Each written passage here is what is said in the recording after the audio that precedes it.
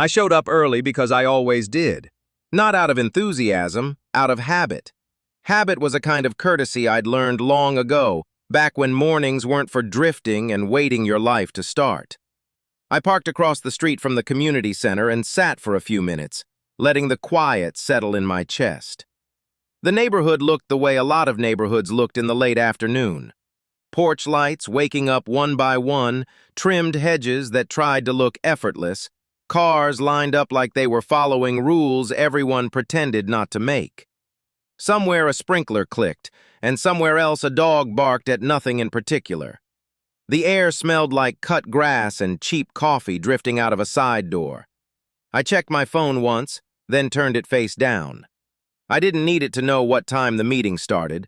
I knew by the way the light hit the windows of the community center and by the sound of the street traffic slowing down, like the whole block was lowering its voice. Inside, the room was already filling. Folding chairs, a table with a stack of pamphlets, and a printed agenda page clipped to a clipboard.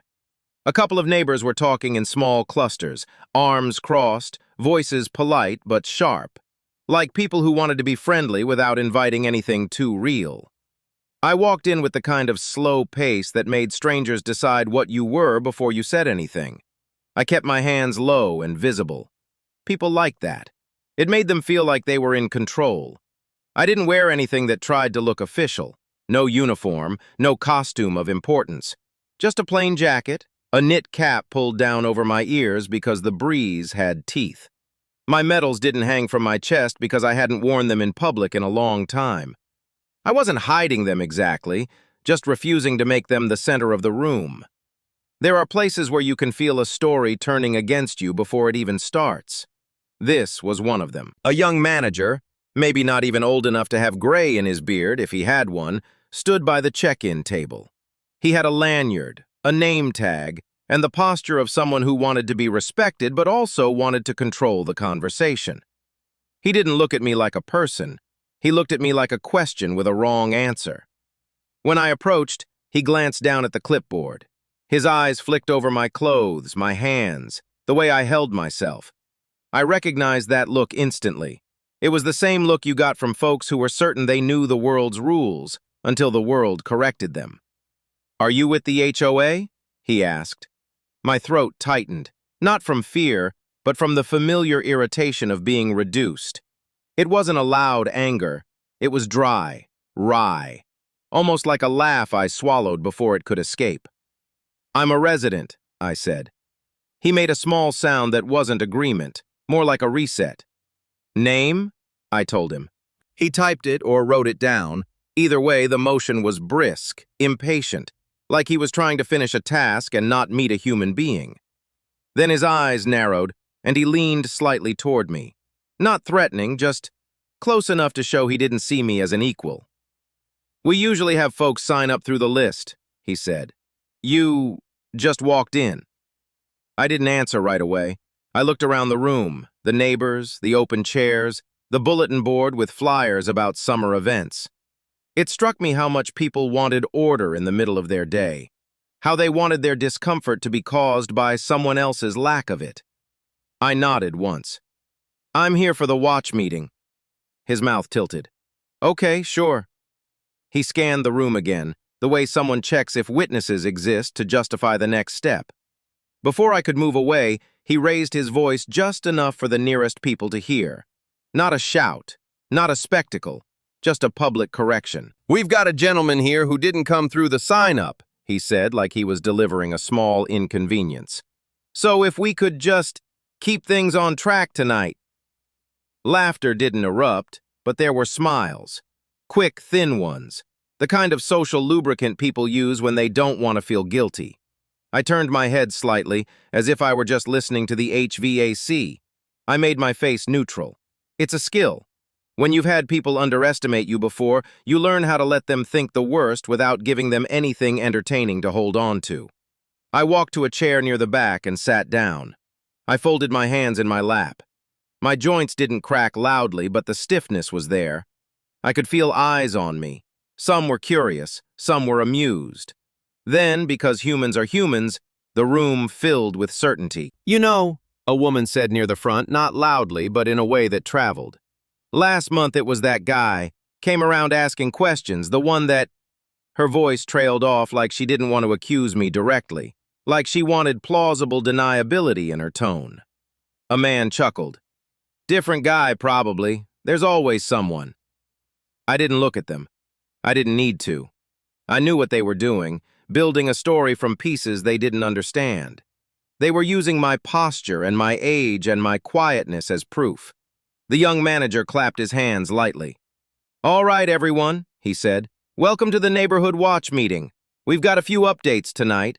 And remember, if you see anything suspicious, report it through the proper channels." He said suspicious like it was a word he owned. He paused, eyes moving toward me.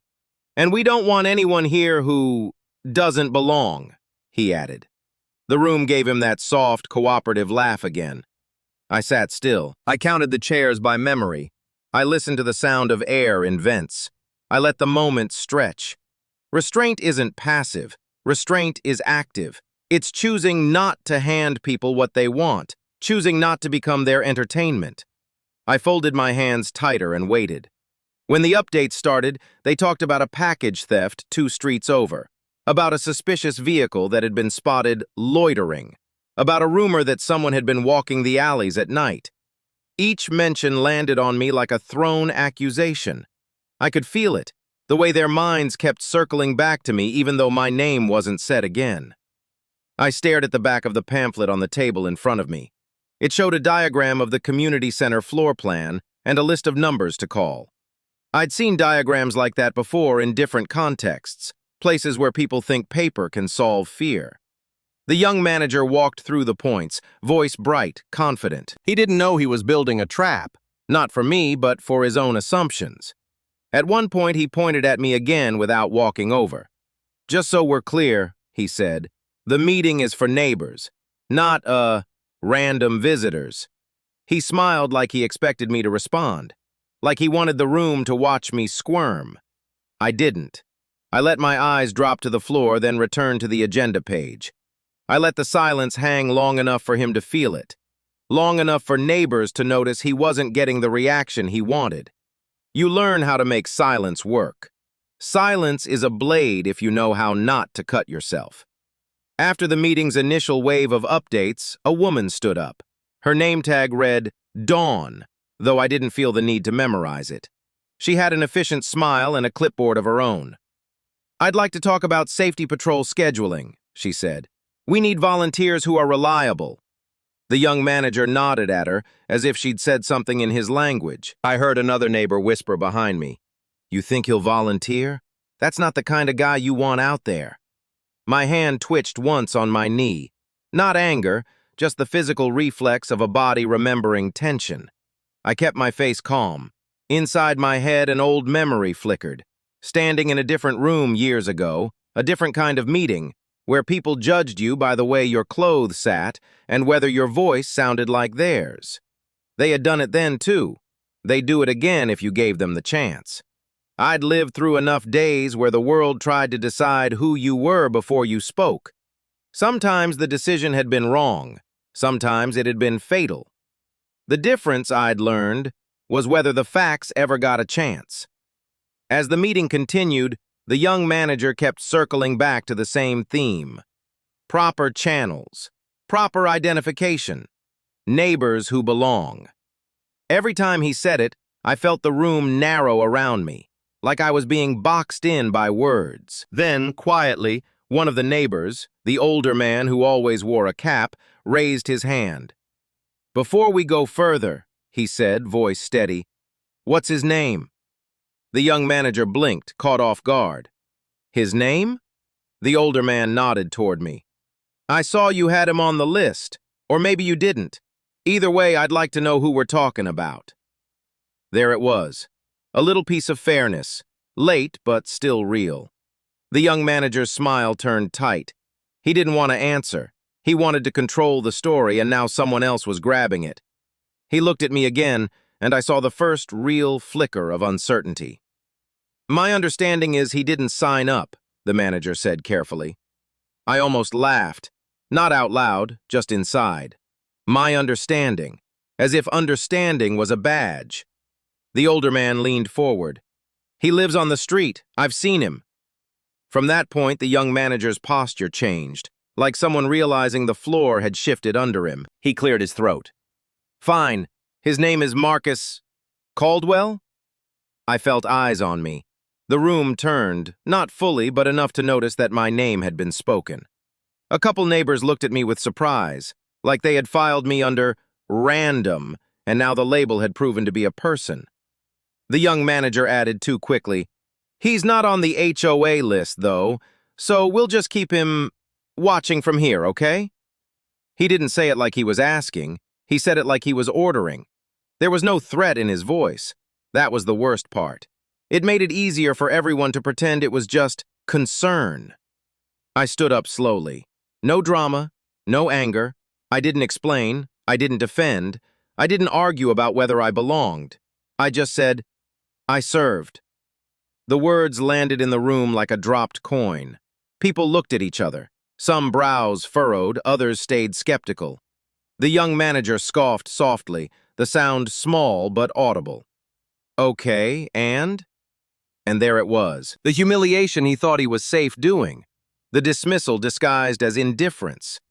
I looked at him for a moment, just long enough to let him understand I wasn't scared of his opinion. Then I reached into my jacket pocket and pulled out a folded card. Not a brag, not a speech, just paper. My hands were steady, though the older scar across my knuckles caught the overhead light when I unfolded it. I held the card up at chest level so everyone could see what it was. It wasn't a costume. It was a document with an official seal, enough to make people pause. Retired military, I said. That's all you need to know for this room. The young manager stared at the card like it had offended him personally. The room shifted again. Not sympathy yet, not respect yet, just attention. Then a woman by the side door stood up, her chair scraping lightly. What is that? She asked. She walked closer. People moved aside, their voices lowered. Another neighbor leaned in, trying to read the fine print. The young manager's face tightened. Wait, where did you... He stopped himself because he could tell the questions were making him look guilty of something he didn't want to admit he'd done. I looked at the door. It wasn't a dramatic moment. I didn't look like someone expecting a movie ending. I just looked in the direction of the hallway where the sound of footsteps was approaching. At first it was muffled, like the hallway swallowed the noise. Then the footsteps became clearer, and with them came the low murmur of conversation. The community center door opened. A man stepped in wearing plain clothing, but with the kind of posture that made people straighten instinctively. He wasn't young. He wasn't old in the frail way. He looked like a person who had learned how to stand in weather and still keep his mind level. The young manager went rigid. He didn't recognize the man by face at first. That was clear. He was trying to identify him by uniform cues that weren't there. Plain suit, no rank displayed. But the room recognized something else. The older man who'd asked the question earlier rose halfway out of his chair. I didn't know you were coming, he said. The man didn't smile broadly. He didn't act like this was a performance. He only said, I'm not here to make trouble. I'm here because I heard someone was trying to keep a veteran out of a community conversation. His eyes moved over the room, taking it in like it was a briefing. Then he looked at me. He didn't address me loudly. He didn't announce me. He just said, Marcus Caldwell. My name sounded different in his mouth, like it had weight. The young manager swallowed. Sir, I was just... The man raised a hand slightly, stopping him without drama. I don't need you to explain yourself. I noticed then that other people in the room were noticing. A few neighbors had gone still, and one person had stopped pretending they weren't curious. The man continued, calm and controlled. Marcus doesn't owe anyone a story, but he earned the right to stand where he stands. A silence settled. Not awkward, not hostile, just firm. The man reached into his briefcase. He pulled out an envelope and placed it on the table by the check-in clipboard. The way he did it made the motion feel deliberate. Neighborhood watch, he said, isn't about humiliation. It's about safety and trust is built on facts. He opened the envelope just enough so the room could see an official document. one with signatures that didn't belong in a community center. A gasp moved through a few neighbors. Someone whispered a title I didn't fully hear at first. The young manager's face went pale. Then he did the thing insecure people do when they've been caught. He tried to regain control by turning to someone else. He looked at the older man. "Sir, I don't understand. You told me—" The older man didn't rise to the bait. He just looked tired now, like his kindness had become a lesson. "What I told you," he said, "was that Marcus lives here. That's what I know." The young manager turned toward me, jaw tight, eyes searching for a way to make this make sense. I didn't help him, because I wasn't there to make him comfortable. I was there to let truth do its job. The man in the suit looked back at the group. "I'm a 4-star general," he said, and it wasn't a brag, it was a correction. Saying it didn't create thunder, it didn't need to. People just stared like their minds had to rewrite the room's reality. My chest tightened, not with pride exactly, with recognition. The kind that comes when you see the world finally catch up.